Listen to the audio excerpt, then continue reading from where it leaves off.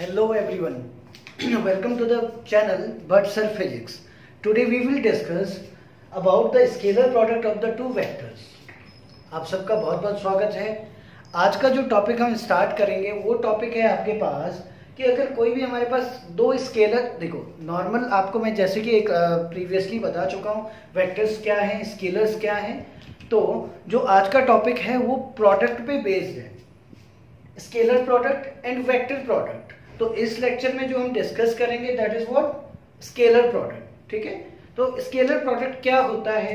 अगर हम बात करें किसी वेक्टर की कि हमारे पास कोई वेक्टर है, vector A and vector B, मैं बात करता हूं कि हमारे पास दो वेक्टर्स हैं, this is A vector and this is B vector. तो इन दोनों के बीच का जो डॉट प्रोडक्ट है या फिर स्केलर प्रोडक्ट है, देखो स्केलर प्रोडक्ट और वेक्टर प्रोडक्ट में डिफरेंस क्या है? प्रोडक्ट तो होता ही क्या है, आपके पास दो वेक्टर्स के बिटवीन है, ठीक है। लेकिन जब हम दो वेक्टर्स का प्रोडक्ट इस तरीके से करें कि जो हमारे पास रिजल्ट है वो स्केलर क्वांटिटी आए तो उसे हम क्या कहते हैं? Scalar product. ठीक है, अगर हम दो वेक्टर्स का प्रोडक्ट इस तरीके से करें कि उसका जो रिजल्ट आए वो एक वेक्टर आए तो उसे हम क्या कहते हैं? Vector product. तो आज का जो लेक्चर है आपके पास स्केलर प्रोडक्ट, इसके अंदर हम पढ़ेंगे कि इसकी प्रॉपर्टीज क्या है, स्केलर प्रोडक्ट होता क्या है, इसे किस तरीके से आप फिजिक्स में यूज कर सकते हो। तो इसके लिए आप पूरा वीडियो देखिएगा। तो चलिए शुरू करते हैं। हमारे पास दो वेक्टर हैं, vector A and vector B. तो इन दोनों के बीच का जो स्केलर प्रोडक्ट है, ठीक है, जो स्केलर प्रोडक्ट है इसे ही आप क्या कहते हो? डॉट प्रोडक्ट भी कहते हो। यही आपके पास क्या होता है? डॉट प्रोडक्ट होता है। तो डॉट प्रोडक्ट को बेसिकली अगर डिफाइन किया जाए तो हम क्या कह सकते हैं? A dot B is equal to होता है आपके पास A B cos theta, and the product of the scalar product of the two given vectors is always a scalar quantity. This is what? A scalar quantity. ये आपके पास क्या हो जाएगा? एक स्केलर क्वांटिटी हो जाएगी। ठीक है, अब देखिएगा अगर हम इसकी ज्योमेट्रिकल रिप्रेजेंटेशन करें, ज्योमेट्रिकल रिप्रेजेंटेशन की बात करते हैं, अगर ज्योमेट्रिकल रिप्रेजेंटेशन इसमें क्या आ जाता है आपके पास? सपोज आप कार्टेशियन कोऑर्डिनेट में आपने क्या कर दिया, इस डायरेक्शन में वेक्टर ए को शो कर दिया, ठीक है जी, और आपने कह दिया कि वेक्टर बी क्या है, इस वेक्टर ए के साथ थीटा एंगल पे अलाइन है। अब हमें क्या करना है? ए डॉट बी निकालना है, ए डॉट बी। अब जो ये आपके पास ए डॉट बी होगा वो क्या हो जाएगा आपके पास? देखिए अगर मैं बात करूं कि जो बी का हॉरिजॉन्टल कंपोनेंट, इसका मतलब बी का कंपोनेंट ए के अलोंग कौन सा कंपोनेंट हो जाएगा? बी का, बी कॉस थीटा। ठीक है, तो आप दो वेक्टर्स का डॉट प्रोडक्ट कैसे डिफाइन कर सकते हो? Product of the magnitude of the this vector A and the horizontal component of the vector B। तो ये आपके पास क्या हो सकता है जी? इसे आप क्या कह सकते हैं कि ये आपके पास क्या है? डॉट प्रोडक्ट है। तो वही बात होगी आपके पास, मैग्नीट्यूड A का सिंपल A लिख दिया मैंने और B का कंपोनेंट अलोंग A क्या लिख दिया? B cos theta. तो आपके पास क्या आ जाएगा?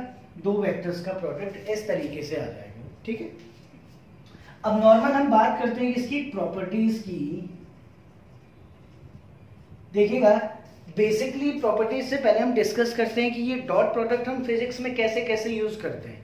तो आपने अगर पढ़ लिया हो कि वर्क डन क्या होता है आपके पास, आप W is equal to F dot D पढ़ते हो आप। ठीक है, वर्क आपके पास क्या है? एक स्केलर क्वांटिटी है।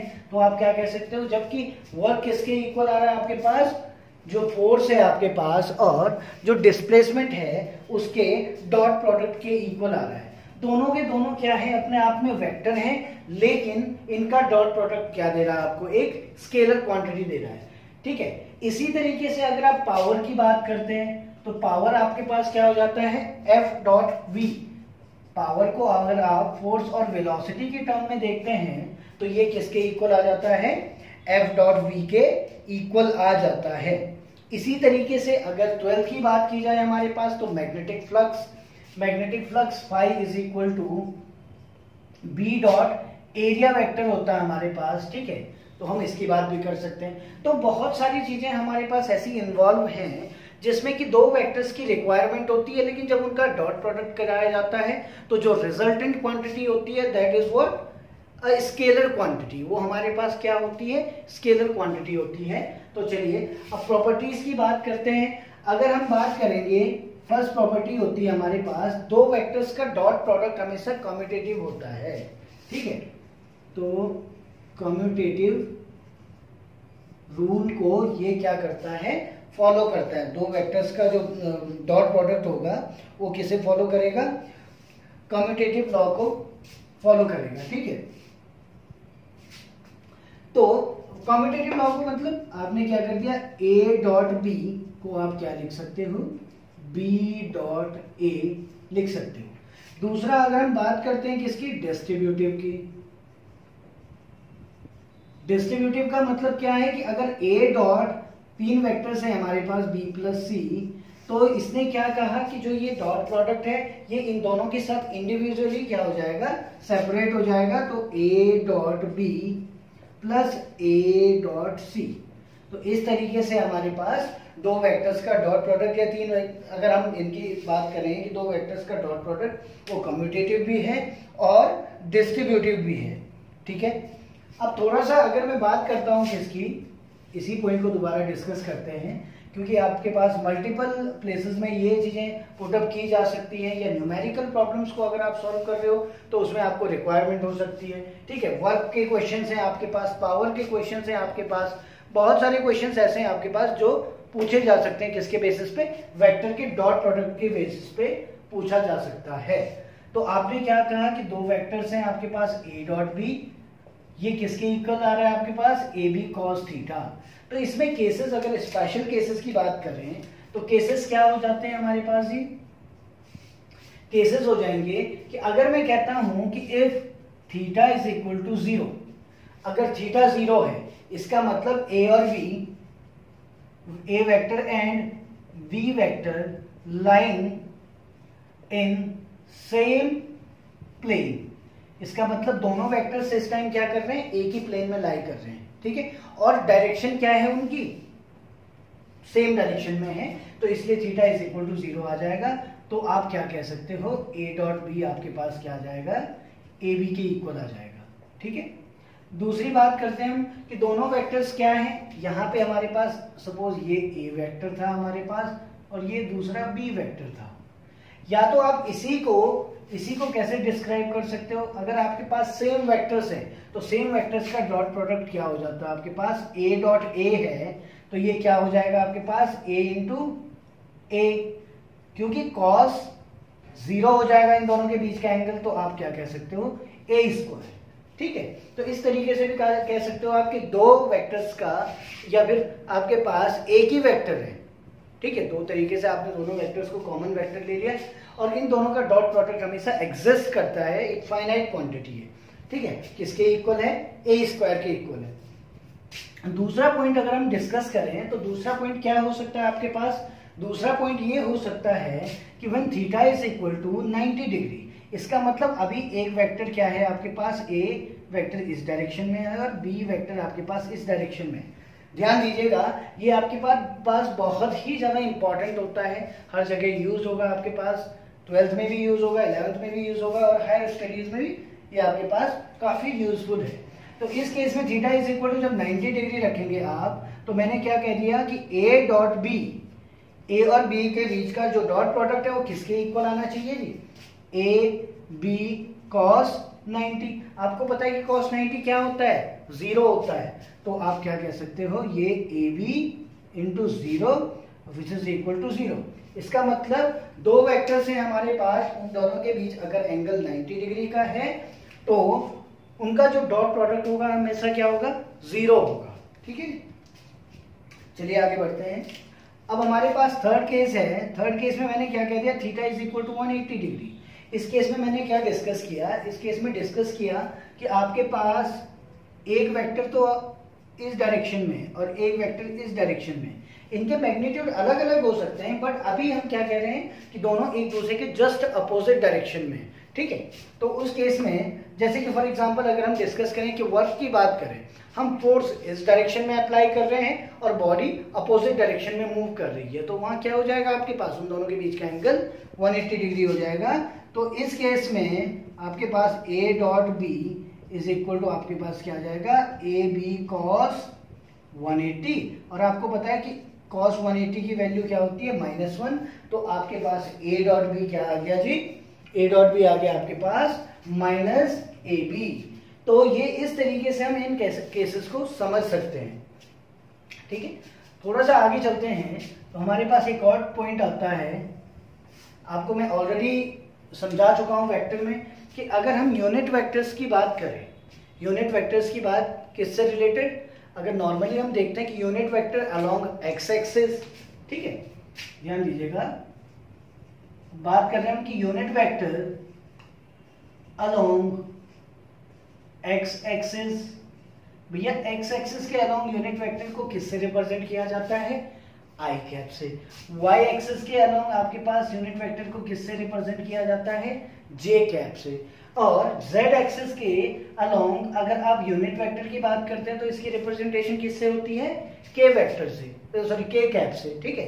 तो i cap, j cap, k cap, ये तीनों क्या हैं आपके पास, यूनिट वेक्टर्स हैं along x, y and z axis, right.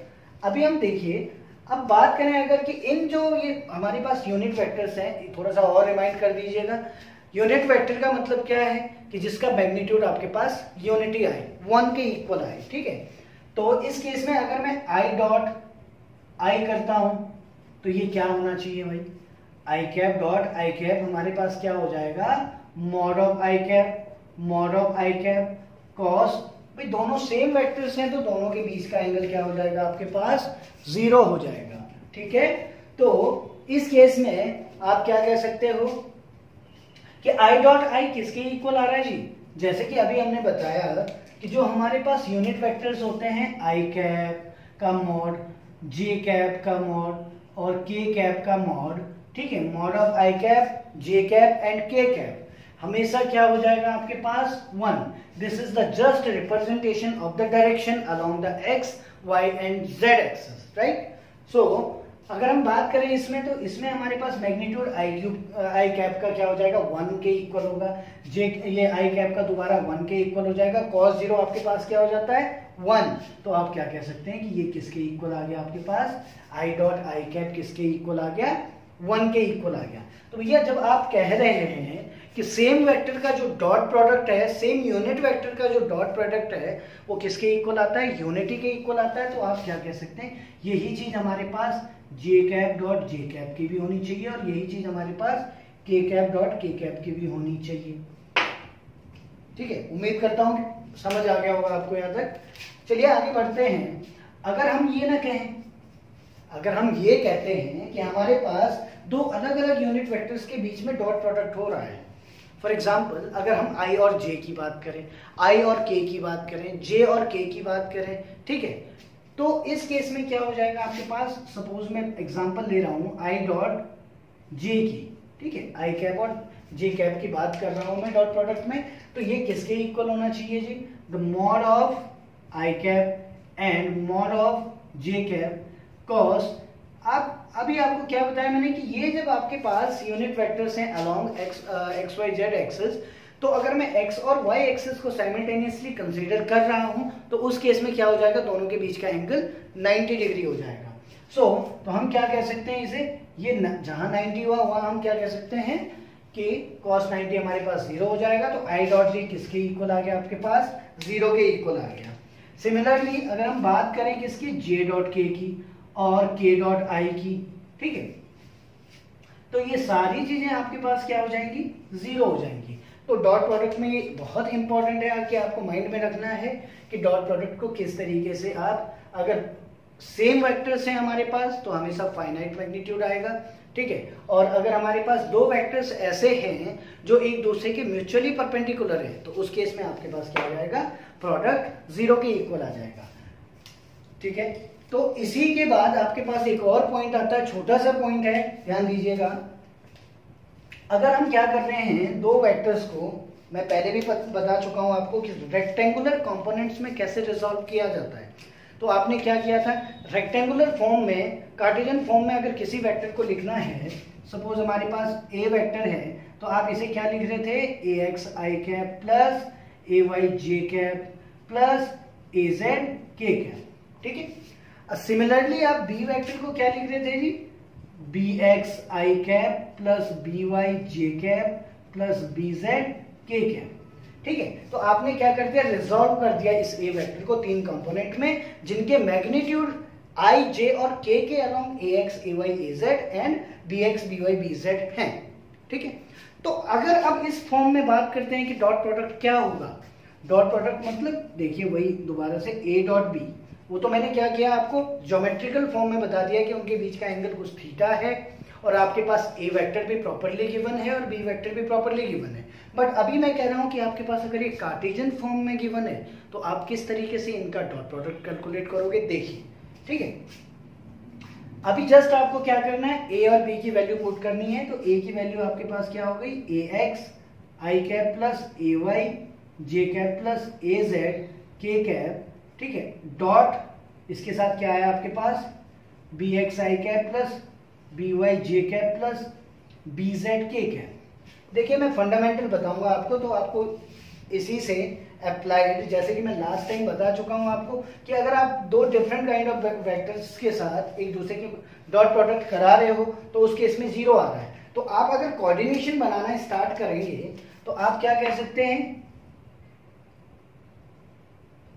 आई आई का कोऑर्डिनेशन 1 दे सकता है, जे जे का कोऑर्डिनेशन आपको 1 के इक्वल दे सकता है, के का कोऑर्डिनेशन आपको 1 के इक्वल दे सकता है। लेकिन अगर आप आई की प्रोडक्ट डॉट प्रोडक्ट जे या के साथ कराते हो तो आपने रिजल्ट देख लिया है, वो किसके इक्वल आएगा, आपके पास 0 के इक्वल आएगा। तो आप क्या कह सकते हो, बस प्रोडक्ट किसका पॉसिबल है आपके पास इसके अकॉर्डिंग, आई डॉट आई। तो आप क्या लिख सकते हैं, A X B X I cap dot I cap plus A Y B Y J cap dot J cap plus A Z B Z K cap dot K cap, ठीक है। क्यों और क्यों नहीं लिखे मैंने, क्योंकि आई का अगर आप इसके साथ पेयर बनाते हो जे और के साथ तो वो तो 0 दे देगा। क्यों, क्योंकि आई डॉट जे 0 के इक्वल होता है, जे डॉट के 0 के इक्वल होता है, के डॉट आई। मतलब अगर आपके पास डॉट प्रोडक्ट में दो म्यूचुअली परपेंडिकुलर यूनिट वेक्टर्स हैं तो उनके बीच का एंगल 90 हो जाएगा, तो उनका डॉट प्रोडक्ट क्या होना है, 0 होना है।